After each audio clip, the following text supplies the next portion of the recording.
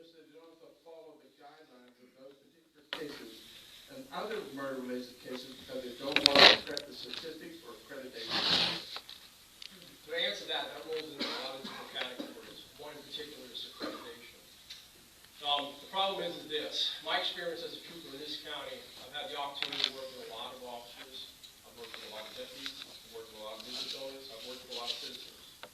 In order to meet the criteria of accreditation, there are certain requirements that you have to follow. Okay. Well, what the deputies have a tendency of doing under the jurisdiction and under the command of the sheriff and his administration is downplay a lot of the crimes that occur in this county. Okay? Especially if there is an opportunity to do a thorough investigation on something. For instance, with the Connie Sullivan case, where the body showed up in Northport, Homicide Division tried to let the sheriff's office know that the murder actually occurred in the county, and they refused to entertain that. The Teehee murder was a case, and their family is here today. I was one of the investigators in that case. We ended up getting a confession in reference to what had taken place. The sheriff's office got involved in that case, and unbeknownst to us, found out that there was actually an accomplice in the vehicle that actually was a sibling to a member of the sheriff's office. From that case on, well, the murderer is still on the street. And the family is here today, still trying to fight for justice to put that murderer behind bars. I'd like to recognize them if they're here, TV family. If you're here in the room, could you just stand up, please?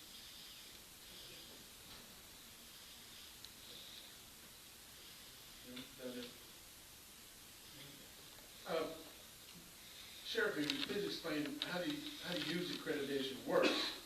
How do the deaths in other jurisdictions are handled, as well as the homicide investigation is being handled by other agencies?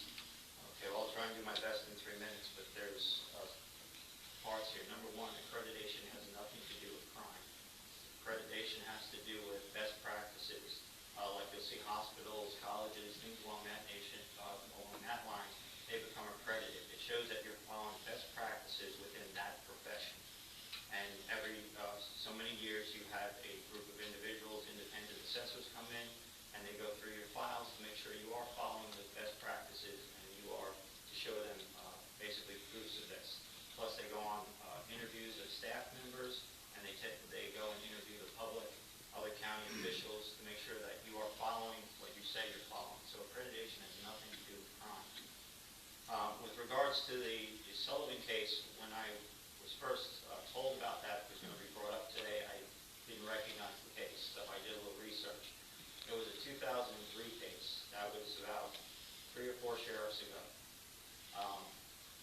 She was reported missing out of Charlotte County, but her body later turned up in Northport.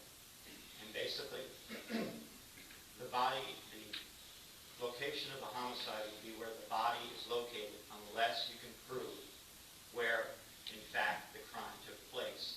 From everything I've read so far, they haven't been able to establish where the murder actually occurred. So that means venue stays in Northport. Northport's had this case ever since.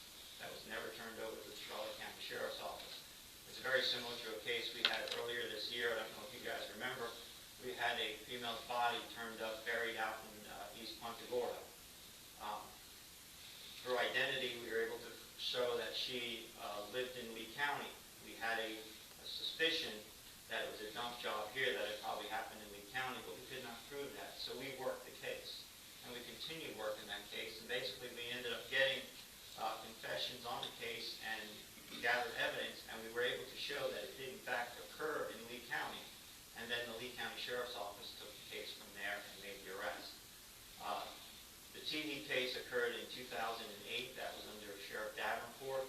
It originally came in as reported as a hit and run, as Alex was found in the roadway. Soon after, information came in that it may have been an intentional act. FHP continued working the case. There were a lot of mistakes made. There was evidence lost. There was interviews that were kind of botched up. I got a copy of the report here, and it also says where Mr. Pope had agitated some of the key witnesses in the case. But that happened in July. In October, the state's attorney's office came to the sheriff's office and asked if we can help FHP try to revitalize that case. So we worked on it for probably the next. Thank you, Sheriff. Okay, I got, Okay. no, I want to address a couple things real quick. And you're First of all, let me explain this, okay? In accreditation, okay, the number one criteria in accreditation is to show strong organizational health and an absence of issues that detract from the professionalism of the agency. That is crime. If you downplay crime, then obviously, okay, you're detracting from professionalism and not bringing up any issues. So you downplay everything, you keep it where it is. One of the reasons why you have 5 deaths in the jail, you don't have an independent investigation, okay? That's the reason why you have officers that have abused a lot of the things that are going on in the jail and haven't been fired. As far as the Alex T. murder, you can rest assured, I had just graduated from advanced interrogation school, and when I spoke to one of the accomplices, the video footage of that investigation and interrogation was one of the best videos that he had seen, okay? And the problem was is that you had an accessory who was unbeknownst to the Florida Highway Patrol that happened to be a sibling from someone from the sheriff's office. Okay. Press is here, so I Ed, strongly urge them to talk to the TV family to get the facts. Ed, Representative Ed. Connie Sullivan All right, that's case, it. Next question. Bill, Connie Sullivan case, Ed, we told you we're sticking to the time limits. I'm sorry. Bill, during your in-person interview, you shared with us the 5 deaths in the jail. So I'm glad that Ed just brought that up. You told us that 2 were suicide and 3 were natural causes. Please explain the steps that have been taken to correct the prevention of the suicide. Well, we've been working with the county. For those who don't know, all sheriff's office facilities, as with all the constitutional officers in the county, all facilities by statute are provided by the county. So they own all the facilities or rent all the facilities on behalf of the constitutionals. So they own the jail. So we have to go through their processes, and some of the things what we're trying to do right now, and it's in design phase, is we're trying to build fencing type material for our second floor to prevent jumping. Now that's not necessarily going to prevent all deaths. As we saw just recently in Sarasota County, they had one. You know, I've said this several times that people keep pointing out the unfortunate 2 suicides that were actually able to be carried out. But last year, I recognized 15 of my jail staff for saving lives in that jail. People were trying to commit suicide. You know, when you're dealing with mental illness and you're dealing with addiction, and they mask a lot of physical and mental ailments that the people are suffering from. So sometimes it's difficult until they're coming down off the drug to actually determine what's going on with them. A lot of people bring up the Greg Ireland case too, because there was a response to resistance during that in which he ended up coding. He was taken to the hospital and later died.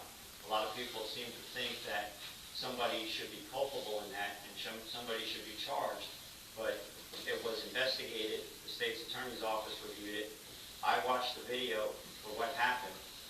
They followed the protocol, and I'm not going to charge somebody with a crime just because the people seem to think that somebody should be held culpable. We're in a society right now where we have to blame somebody, and sometimes there's nobody to blame.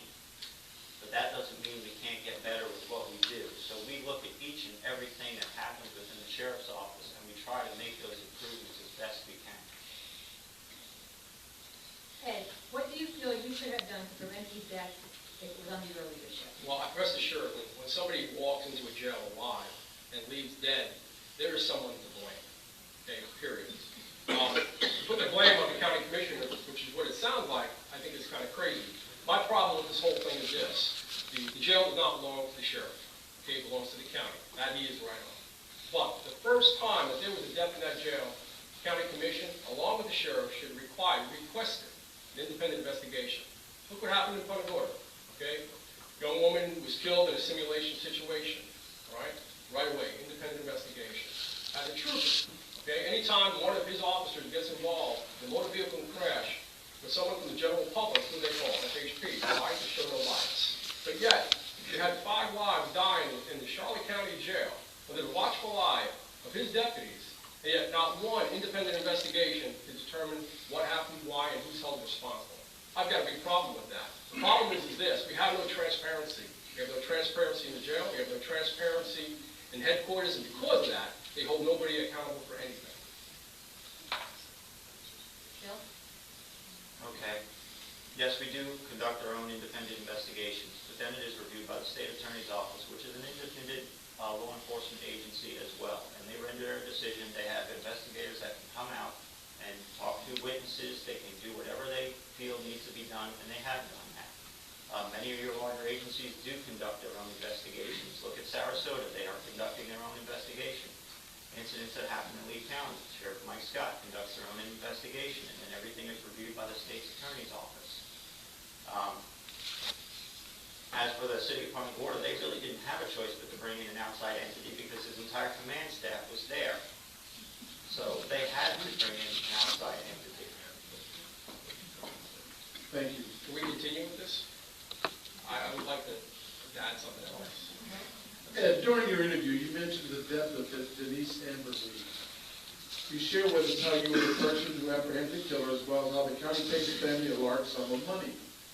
How does this play into the current administration when it occurred prior to Prummell taking office? Just so I can correct what I said. First of all, I want to recognize Rick Goff from the room.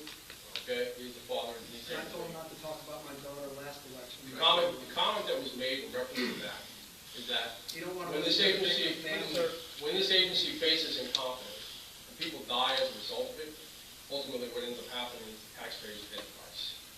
So the loss of that life, the loss of Alex Teehee, 5 lives in jail, the incident that happened in Punta Gorda PD, the situation that occurred when the inmate was forced to eat feces, these all in return turn into the lawsuits. Ultimately, what's going to end up happening is going to be a burden on the taxpayer.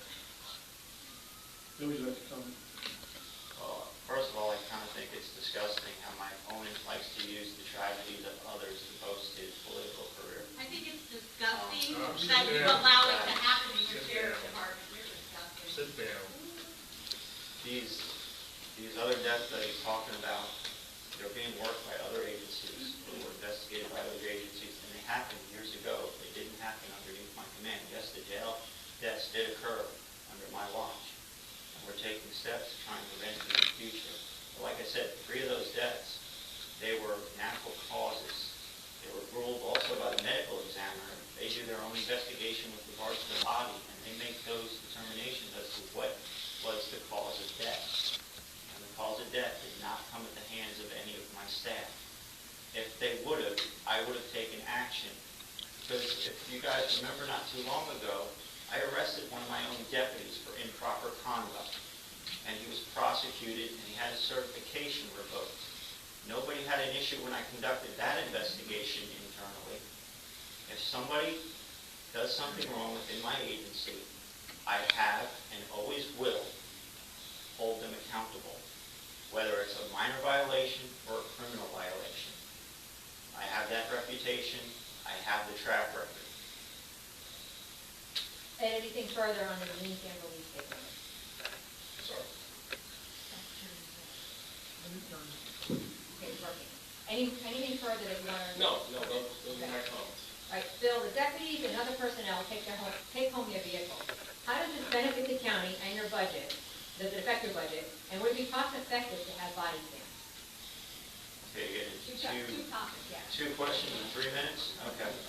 Well, there's been a study on take-home cars that dates way back. We've been doing take-home cars since before I came here, and for certain agencies, they are very cost-effective. They're assigned to each individual deputy. The deputy is responsible for the care of that car, and you're actually able to get that car to last 6 to 7 years. Now that we have the SUVs, they can actually go higher mileage, so we can stretch those out to be a little bit longer.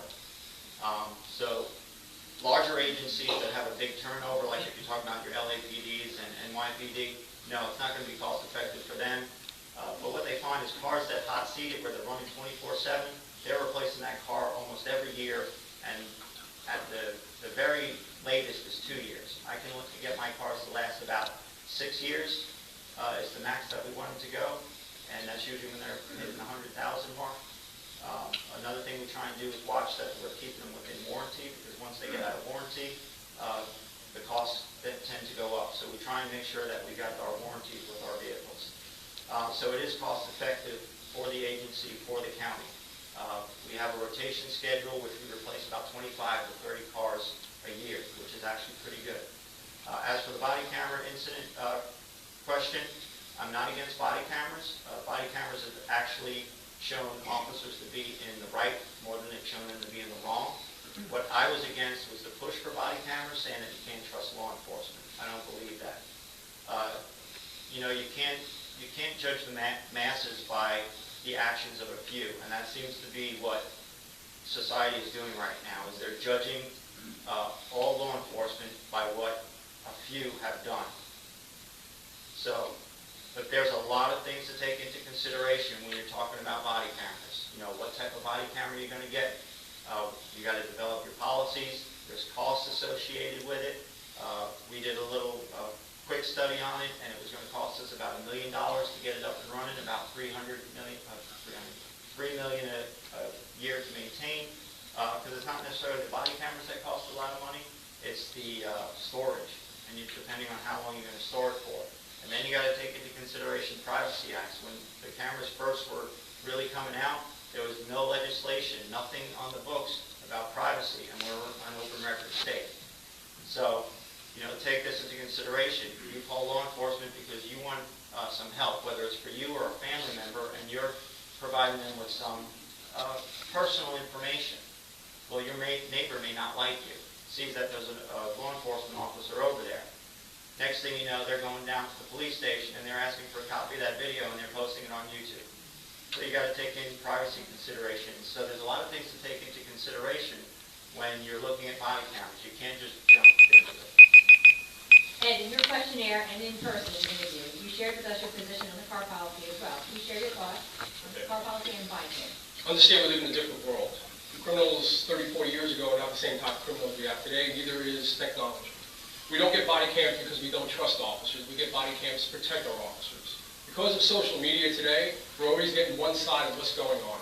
Today's law enforcement officers are faced with three evils: being killed, being sued, and going to jail. When you have agencies like the sheriff has that are not showing transparency, unfortunately what happens is society forms their own opinion before the truth gets out. So in light of that, body cams are a must to protect officers. Every year we have more and more officers being killed in the line of duty today. And I'll tell you, as a sheriff, I want to make sure that everyone, my deputies, both male and female, go home safe to their families. That is definitely a must. Car policy. Car policies. I think take-home car policy is definitely a given. I think it's definitely a great tool to have when it's not abused. My problem is this: we are still taxpayers. Okay, there is still a responsibility that comes with taking home a car policy. Same thing with the state.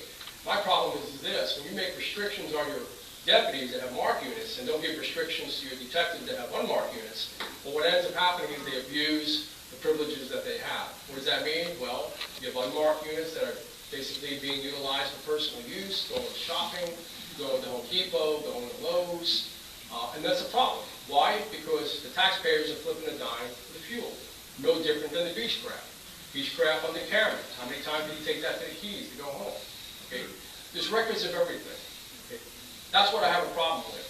As far as the take-home policy, I think what's going to end up happening in years to come, that's not going to be a gimme anymore. I think what happens is when you start taking cars home, in light of what we're seeing on a national level, I think you're going to start endangering the lives of your family. I definitely have a big problem, too, with officers taking family members in their vehicles to drop them off at school and so forth, because that has a response issue tied with that, in the sense that if we're using county vehicles to transport family members to and from places for personal gain or personal use, and something should happen, there's a decision that needs to be made. Do we endanger our lives of our family members, to engage in what's going on, or do we drop them off and then have to respond X amount of miles and minutes away to react to an officer that's crying for help, and as a result of that, now he's dead on the side of the road. Any response? No, that's okay. Any response? My take-home car policy is the same for everybody who's got a take-home car, and that includes from the chief deputy down to the last deputy hired. They take it to and from work. They're allowed to take it to and from school or training, and they're allowed to take it to the gym, because they do encourage fitness within our facility. You may see them stopping by a store on the way home. I do allow that if it's not out of their way. As for what I didn't get to finish with the body cameras is, that's one thing I do agree with Mr. Pope, is that it is a protection for law enforcement. I do agree with that. And we've been talking to some vendors to see what it might take to get it up and running. I might actually test it. But another thing to take into consideration, which is a huge expense, is going back to the public records request, because you got to be able to, there's certain information that has to be redacted, so you have to have somebody that goes through that video footage and properly redacts what's going on there, so that can be an added expense. Ed, in your questionnaire in our personal interview, you told us you were deputized at the Punta Gorda Police Department. Could you explain your position on this? Well, I believe with, you have to utilize the resources that you have around you. I'm certainly all about quality, not quantity, as far as protecting the men, women, taxpayers, citizens of Charlotte County. I think by deputizing the Punta Gorda Police Department and allowing their officers access to expanded jurisdiction is only a plus. We have 3 agencies that share this county. We have the state, we have the city, and we have the county. And we have to have a working relationship between all 3 in case something should, God forbid, ever happen. And with the lack of manpower that may be concentrated in one area, we want to know that either the state or the PD is available to assist if something should ever go down. I've been in those situations before in this county where Punta Gorda PD showed up because the county deputies were tied to their calls. So I think deputizing the officers of Punta Gorda PD is definitely a must. Bill, when we were interviewed you, you shared with us the reason why you wouldn't deputize the Punta Gorda Police Department. Please explain your position. So we have memorandums of understanding in place where basically if we're either one or called that they need additional assistance, they will respond. But what that does is by not deputizing them, the sheriff's office does not take on that added responsibility or liability. And what I mean by that is once you deputize them, they are deputies. Whether they work for the police department or not, they are deputies. So anything they do, they have different hiring practices than us, different training, they have different policies and procedures. So unfortunately with some of the incidents they've had lately too, that there's talk that there may be lawsuits involved with that. Sheriff's office could be dragged into that litigation because they are sworn deputies. So there's liability in practically everything we do, but if there's areas where we can limit it, I believe we can limit it. So we have the same partnerships, the same, like I said, with the memorandum of understanding, they can come when we call for help if we need additional assistance, and we go into the city and help them. And we have that with the sheriff's offices around the state as well. That's why we were able to do what we did with the hurricane by sending assets to a county across the state. Yeah, actually, what I want to say is that, he's downplaying the situation, but it's definitely a positive because the city of Punta Gorda has some great officers. So when you have great officers mixed with great deputies, okay, granted, it may be a liability that the sheriff's office may take on, but it's all about protecting the citizens in this county. And if we can benefit from that, why not? It's not going to be or change anything different from the taxpayers as far as paying for additional law enforcement. All right, it's a plus all the way. It's a vision for a new future in law enforcement. I mean, my thesis was on reforming leadership in the profession of law enforcement, and this is definitely a direction that we need to go into. Okay. Bill, how do we currently utilize the armored military vehicle and aircraft? Give us a recent instance where we use both, and can they be maintained and cost-effective for the county? Well, the aircraft are done with the 1033 program, which is military surplus. We've been running that since, I believe, the late 90s. We've been able to get our helicopters and run this program relatively inexpensively. So you see those kind of all the time. They're out on patrol. We also have the larger Huey helicopters that we use for fire suppression and also assistance with mosquito control. We contract with them. Military surplus vehicle, we have an armored personnel carrier. The military referred to it as an MRAP. We got that from military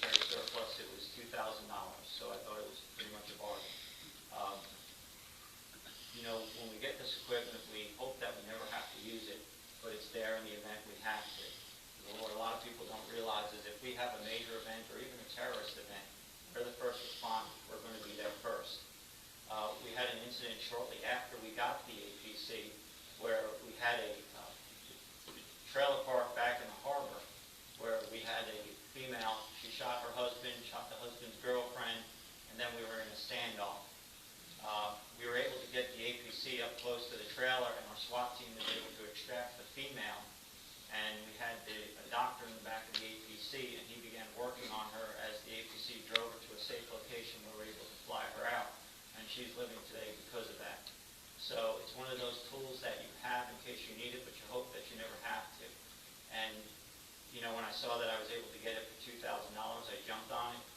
Because if you look at some of the surrounding areas, you got Lee County's got one, Collier County's got one, Cape Coral bought one, Sarasota has one, but they bought the police version of it, which they paid more than $300,000 for it. So, you know, if there's some piece of equipment that I can get that's going to help keep my staff and the community safe, I'm going to take advantage of it. Ed, during your interview, you mentioned how the armored military vehicle and aircraft were costing the taxpayers money.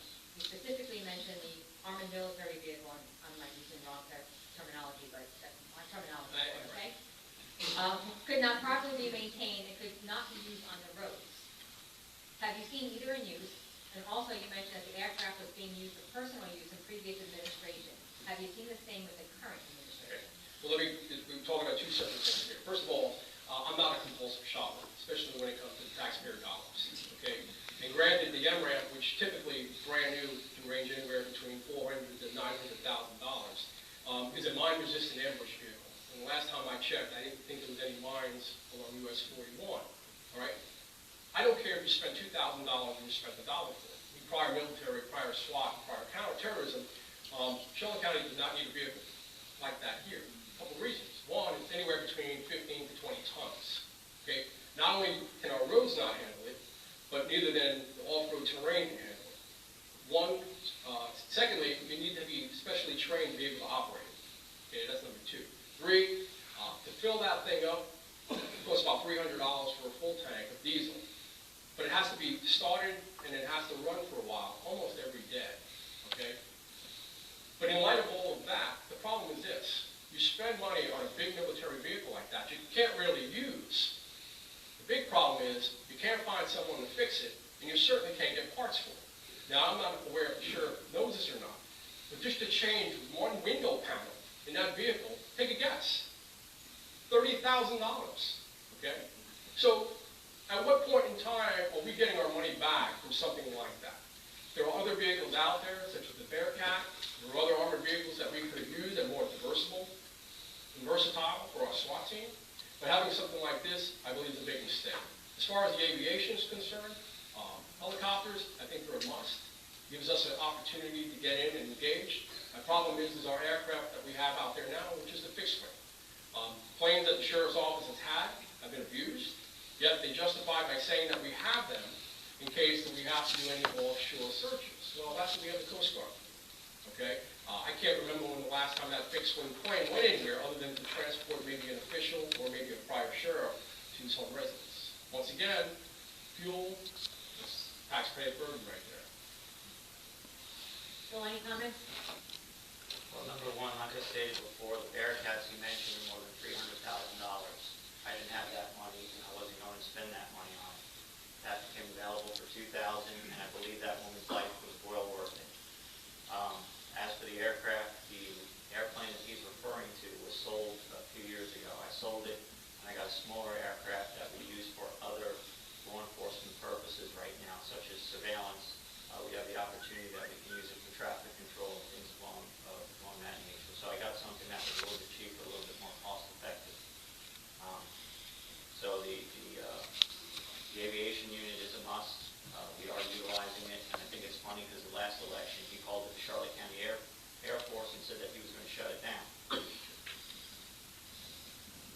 Ed, we asked in your questionnaire, would you appoint a citizens advisory group to handle the complaints against officers or the department? In your answer, you mentioned you would make such an appointment to act as a liaison between the public and the sheriff's office to generate transparency. The question was specific about handling complaints against an officer or department. But that information, would you still appoint a citizen advisory group to handle complaints against officers or the department? I think in order to create bridges between law enforcement and the general public, I think it's a must. The last two bridges that I've crossed that the sheriff's office has been responsible for, there was 47 people walking over that bridge and 87 the following year. I think the citizen advisory group is a must. I think it creates a bridge between what's going on with law enforcement and the general public. just like creating a liaison with county commissioners to have a relationship between the sheriff's office, the budget, and the county commission. I think the public gives law enforcement officers the authority to do their job. Effectiveness and public confidence is vital. With that in mind, the Citizen Advisory Group is definitely a liaison to the public and to the sheriff's office. And having that oversight committee can deter misconduct.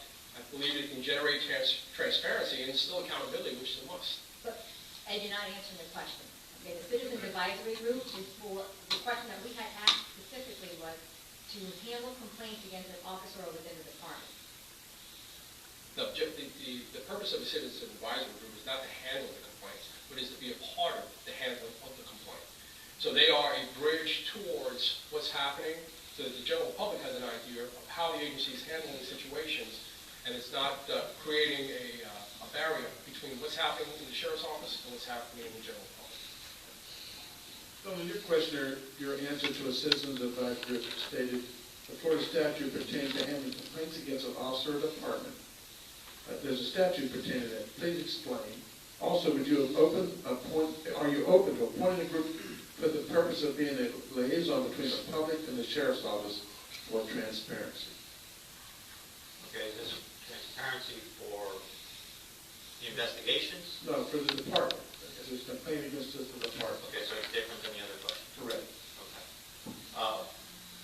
To answer the first part, with regards to internal affairs investigations, there's a state statute that's often commonly referred to as the Police Officer's Bill of Rights.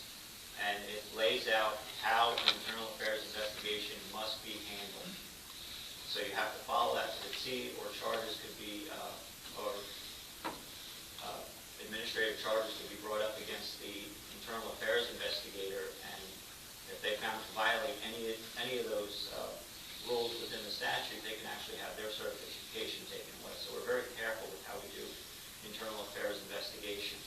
There was also a court case recently out of Miami-Dade County that interpreted the statute as saying that only the agency, the employing agency, can conduct internal affairs investigations. That's why you see agencies doing their own IA investigations, and that's why Howard Koenig had put that article in the paper about why they're doing their internal affairs investigation. The criminal is being handled outside, but when it comes to internal affairs, it has to be done internally.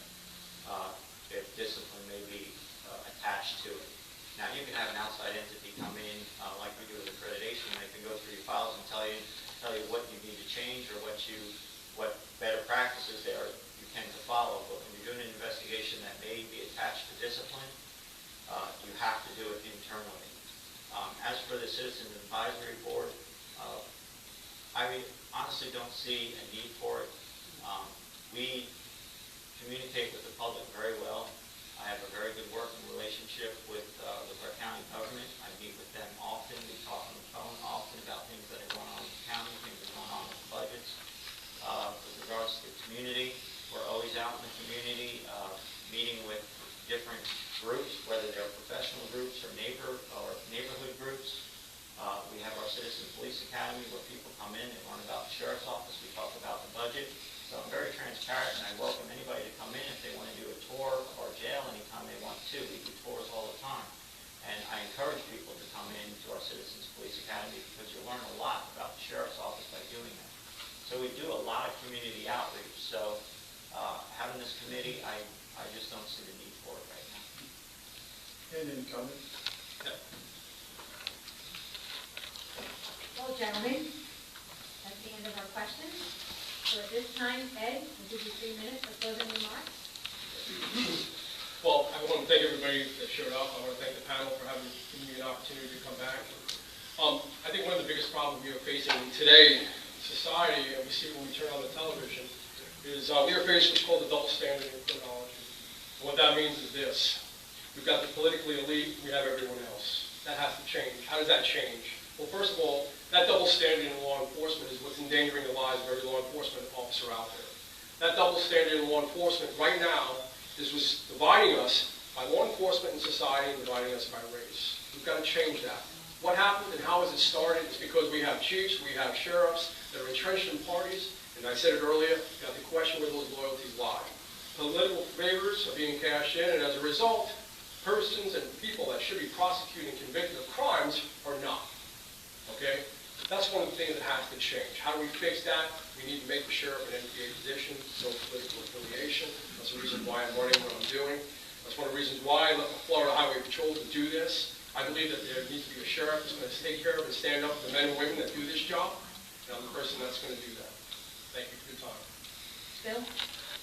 Well, again, I want to thank you guys for having us here today. I've always been transparent. I've always answered the questions that have been asked of me, tough or not.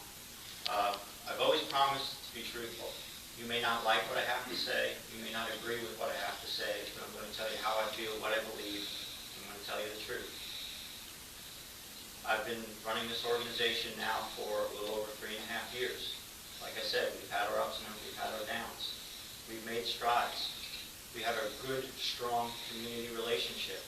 And that has been shown over these last several months with the show of support that they've not only given the Punta Police Department over what's been going on there, but us.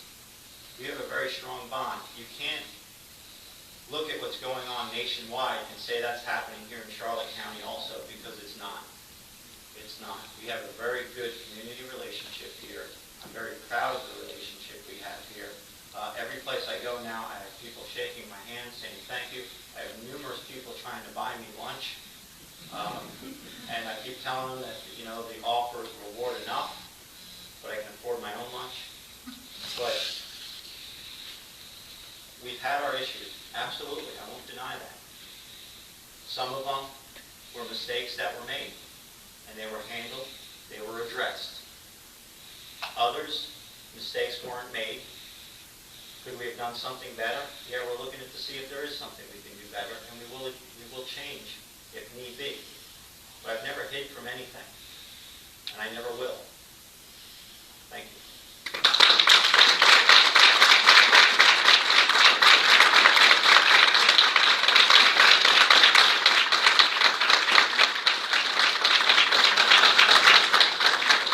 On behalf of both of our organizations, we want to thank both of the candidates again for filling out the questionnaires and taking time out of your schedule to do the in-person interviews, as well as the forum tonight. Thank you.